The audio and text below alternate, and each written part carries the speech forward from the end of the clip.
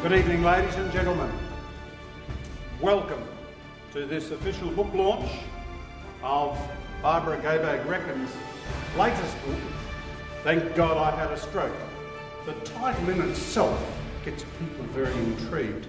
You'd think after being told that you had a stroke and a brain tumour that indeed would be the shock of your life.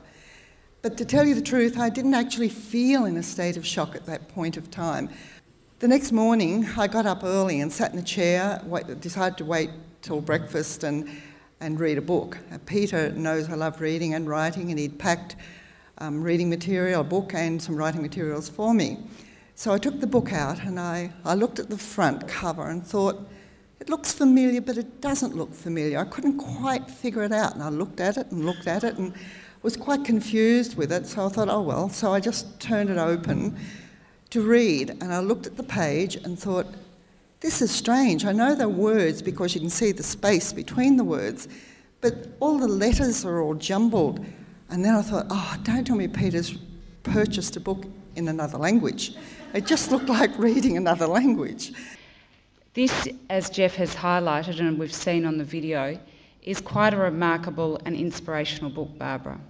Geoff has just told you my background, and yes, I trained as a nurse at the Alfred Hospital. And as I was reading your book, it brought back some memories for me of working on the neurology ward and in the general medical wards. In your final tip, or one of your final tips, you say, aim to be productive. Your goals will at first aim for simple outcomes, but will gradually progress as you stretch yourself to see what it is that you can now accomplish. You need to satisfy yourself and others. Reach for the stars. After all, you can do whatever you want to do. Don't let anyone tell you that you can't do something. I think they are really profound words for anyone, but for someone as you, such as yourself, who had, as you describe, experienced the double whammy, firstly being diagnosed of having a stroke and then a brain tumour, is not something that most people actually experience. And in conclusion, I'd just like to read what somebody wrote not so long ago. One hears some horrific tales about those suffering from a serious illness.